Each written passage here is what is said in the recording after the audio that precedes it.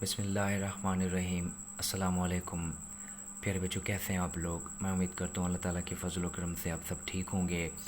आज के इस वीडियो लेक्चर में हम इक्वेशंस ऑफ मोशन के बारे में पढ़ते हैं और जहाँ तक मैं समझता हूँ ये एग्ज़ाम पॉइंट ऑफ व्यू से वेरी वेरी इंपॉर्टेंट लेक्चर होने वाला है आप लोगों के लिए। तो तवज्जो होनी चाहिए आप सबकी। इस लेक्चर को अच्छी तरह आप लोग तैयार कर लें तो बाद में मसला नहीं होगा। मैं आप लोगों से ये कहूँगा कि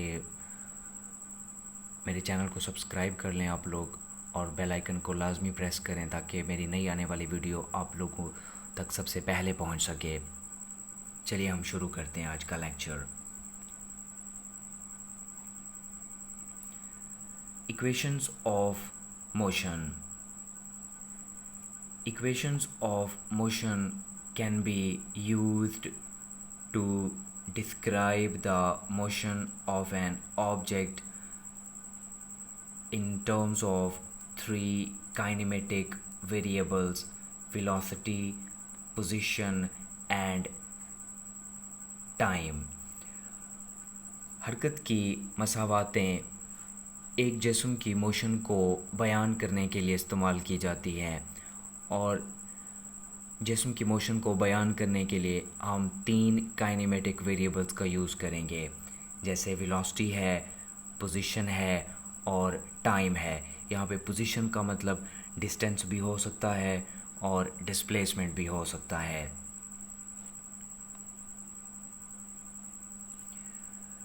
There are three ways to pair these variables. Number 1, velocity time. पहला पेयर हमने बनाया वेलोसिटी और टाइम। पेयर का मतलब है जोड़ा। हमने तीन काइनेमेटिक वेरिएबल्स यूज़ करने हैं, जैसे वेलोसिटी है, पोजीशन है और टाइम है, तो उनको आपस में जोड़ना है, उनका रिलेशन बनाना है, दो चीज़ों का पेयर बनाना है, जैसे वेलोसिटी और टाइम है। This velocity time pair is called first equation of motion, and the first equation of motion is Vf is equal to Vi plus At. Number 2, position and time. This position time pair is called second equation of motion.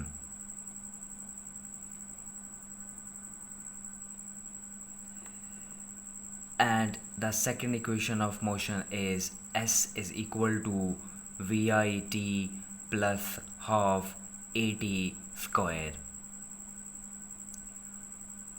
Velocity position. This velocity position pair is called third equation of motion, and the third equation of motion is 2as is equal to Vf square minus Vi square. Now we discuss some important points. अब इन important points को, अहम नुकात को आप लोग अच्छी तरह सीख लो क्योंकि ये ऑब्जेक्टिव पॉइंट ऑफ व्यू से वेरी वेरी इम्पोर्टेंट। हर एक अहम नुक्ता एक ऑब्जेक्टिव है, हर एक लाइन एक ऑब्जेक्टिव है। There are three equations of motion. हरकत की तीन मसावातें हैं। Equations of motion were established by हरकत की मसावातों को सर आइजैक न्यूटन ने पेश किया। Equations of motion were established in 1687। हरकत की मसावातों को 1687 में पेश किया गया, मीन 17वीं सदी में पेश किया गया, तो ये भी एक ऑब्जेक्टिव है।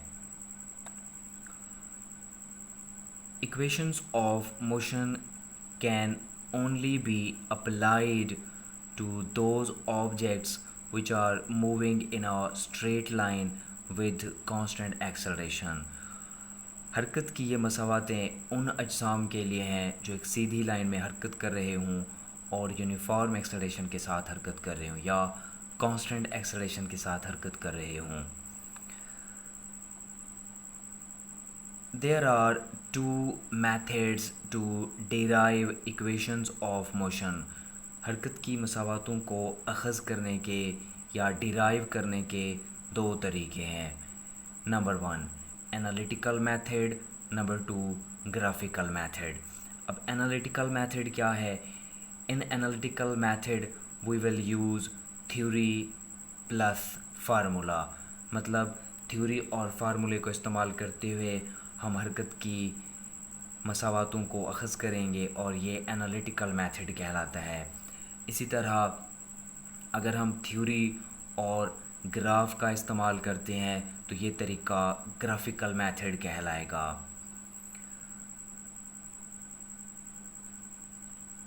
अब एग्ज़ाम पॉइंट ऑफ व्यू के लिहाज से एक क्वेश्चन है, derive first equation of motion using analytical method. Heading डाल लेनी है आप लोगों ने, फर्स्ट इक्वेशन ऑफ मोशन और एनालिटिकल मेथड, यानी एनालिटिकल मेथड को यूज़ करना है और फर्स्ट इक्वेशन ऑफ मोशन को डिराइव करना है। Consider a body of mass m is moving with uniform acceleration a along a straight line। फ़र्ज़ करें एक जिस्म जिसका मास m है वो एक यूनिफॉर्म एक्सेलरेशन a के साथ सीधी लाइन में हरकत कर रहा है। The initial velocity of body is vi and after time t the final velocity of body becomes vf। जिस्म की इब्तदाई वेलोसिटी vi है और t वक्त गुज़रने के बाद जिस्म की आखिरी वेलोसिटी vf हो जाती है। Total distance covered by the body in particular direction is s। जिस्म का एक मखसूस सिमत में तय करदा फासला s है। ये पहला पैराग्राफ आप लोग अच्छी तरह तैयार कर लो क्योंकि ये तीनों इक्वेशंस ऑफ मोशंस में सेम यूज़ होगा। एनालिटिकल मेथड है तो पहला पैराग्राफ s तक ये सारा सेम होगा। As velocity of body is changing with the time, so acceleration is produced in the body, hence the rate of change of velocity is called acceleration। जैसा कि हम देख रहे हैं कि वक्त के साथ जिस्म की वेलोसिटी तब्दील हो रही है और वेलोसिटी में तब्दीली की शरह को एक्सेलरेशन कहते हैं। Hence acceleration is equal to change in velocity over time। ये फार्मूला रिपीट करना है, एक्सेलरेशन इज इक्वल टू, अब चेंज इन वेलोसिटी इक्वल होती है final velocity minus initial velocity over time, वैसे का वैसा। अब पहला ये फार्मूला मुकम्मल हमने पूरे अल्फाज लिखे हैं, अब उनके सैम्बल्स यूज़ करते हैं। एक्सेलरेशन को ए से रिप्रेजेंट किया जाता है, फाइनल वेलोसिटी को वी एफ से ज़ाहिर किया जाता है, इनिशियल वेलोसिटी को वी आई से और टाइम को टी से ज़ाहिर किया जाता है। अब टी यहाँ पे डिवाइड हो रहा है, दूसरी साइड पे जाएगा तो ये मल्टीप्लाई हो जाएगा, so a t is equal to V F minus we आई। अब इसको ना रीअरेंज करते हैं, राइट हैंड साइड को लेफ़्ट हैंड साइड पे लिखते हैं और जो रकम जो चीज़ लेफ़्ट हैंड साइड पे लिखी हुई है उसको राइट हैंड साइड पे लिखते हैं। अब वी एफ को उठा के लिखा ए टी की जगह पे और ए टी को उठा के लिखा V F minus we I की जगह पे, so V F minus we I is equal to A T. अब यहाँ पे वी आई सब्ट्रैक्ट हो रहा है, जब हम इसको इक्वेशन की दूसरी साइड पे शिफ्ट करेंगे तो वहाँ पे जाके ये ऐड हो जाएगा, so V F is equal to V I plus A T. This is the first equation of motion.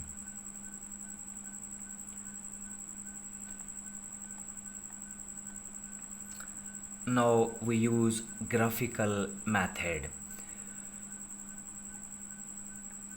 Consider a body of mass m is moving with uniform acceleration a along a straight line. The initial velocity of body is vi and after time t the final velocity of body becomes vf. Total distance covered by the body in particular direction is S. ये वही paragraph है जो मैंने आप लोगों से कहा था कि एनालिटिकल मेथड में सेम होगा, और वो वाला पैराग्राफ ग्राफिकल मेथड में भी सेम यूज़ हो रहा है। उसके बाद आप लोगों ने वेलोसिटी टाइम ग्राफ बनाना है। वेलोसिटी टाइम ग्राफ, तो इसके लिए हमें सबसे पहले एक्सिस खींचने हैं, the X axis, Y axis, और उसके बाद आप लोगों ने ये वाली स्लोप खींचनी है, लाइन ए बी। उसके बाद आप लोगों ने लाइन ए सी खींचनी है, और उसके बाद लाइन बी सी खींचनी है, और उसके बाद लाइन बी ई खींचनी है। ए सी लाइन, बी डी लाइन या बी ई लाइन, ये सारे के सारे डॉटेड लाइन की मदद से आप लोगों ने खींचनी है। अब चूंकि ये वेलोसिटी टाइम ग्राफ है, तो एक्स एक्सिस पे हम टाइम लिखेंगे और वाई एक्सिस पे हम वेलोसिटी को लिखेंगे। अब पॉइंट्स याद कर लो अच्छी तरह, point A, point B, point C, point D, mean O A B D, ये एक डायग्राम बन गई जिसमें पॉइंट ए पर जिस्म की इनिशियल वेलोसिटी वी आई है और पॉइंट बी पे जिस्म की फाइनल वेलोसिटी वी एफ है। ये ग्राफ बहुत सिंपल है, बहुत इजी है, इसको आप लोग अच्छी तरह तैयार कर लें। वेलोसिटी टाइम ग्राफ था ये वाला। इसके बाद कुछ इसकी एक्सप्लेनेशन है। Let the initial velocity of body at point A is v i, यानी वो इसके बारे में कह रहा है कि पॉइंट ए पर जिस्म की इब्तदाई वेलोसिटी वी आई है और पॉइंट बी पर जिस्म की आखिरी वेलोसिटी वी एफ है। ये वाली चीज़ हमने लिखी है और कुछ भी नहीं है। Draw a perpendicular B D from point B on Y axis, similarly draw another perpendicular B E from point B on Y axis. यानी मैंने ये कहा है कि पॉइंट बी से एक परपेंडिकुलर ड्रा करें, पॉइंट बी से बी डी, और पॉइंट बी से दूसरा परपेंडिकुलर ड्रा करना है बी ई। बी डी को एक्स एक्सिस पे ड्रा करना है और बी ई को वाई एक्सिस पे ड्रा करना है। अगर आप लोगों को मेरी वीडियो अच्छी लगे तो मेरी वीडियो को लाइक करें, मेरे चैनल को सब्सक्राइब करें और बेल आइकन को लाजमी प्रेस करें ताकि मेरी नई आने वाली वीडियो आप तक सबसे पहले पहुंच सके। O A is equal to initial velocity of body, और इनिशियल वेलोसिटी ऑफ बॉडी को हम वी आई से लिखते हैं। So O A is equal to V I. Similarly B D is equal to final velocity of body and B D is equal to we F. ये diagram के हवाले से हमने बात की है। O A is equal to initial velocity of body we I and BD is equal to final velocity of the body and that is equal to VF. In velocity time graph OABD, BD is equal to BC plus CD, यानी हम इस velocity time graph के बारे में बात कर रहे हैं जिसमें ये जो लाइन BD हमें दिखाई दे रही है B से D तक, ये किसके इक्वल होगी? BC plus C D. B D is equal to we F, उसकी वैल्यू हमने पुट की और उसके बाद ओ ए जो है वो सी डी के इक्वल है और ओ ए की वैल्यू हो गई V I. So V F is equal to B C plus V आई। अब यहाँ पे बी सी की वैल्यू नहीं दी गई, अब हम बी सी की वैल्यू फाइंड करते हैं। Acceleration of body is equal to slope of line A B. अब हम एक्सेलरेशन क्यों मालूम कर रहे हैं या स्लोप क्यों ले रहे हैं, तो इस पर आप लोगों ने गौर करना है। क्योंकि हम बी सी की वैल्यू मालूम करना चाहते हैं, तो बी सी जो है वो स्लोप का वाई कंपोनेंट है, ग्राफ का वाई कंपोनेंट है, और चूँकि वाई कंपोनेंट है स्लोप का, तो स्लोप एक्सेलरेशन को ज़ाहिर करती है, इस वजह से हम एक्सेलरेशन मालूम कर रहे हैं। So A is equal to Y component over X component. अब ये स्लोप का फार्मूला है, slope is equal to Y component over X component and A is equal to B C over A C, यानी जो Y component है graph का वो B C है और जो एक्स कंपोनेंट है ग्राफ का वो ए सी है। मैं ग्राफ से भी दिखा देता हूँ आप लोगों को। y कंपोनेंट BC और x कंपोनेंट AC।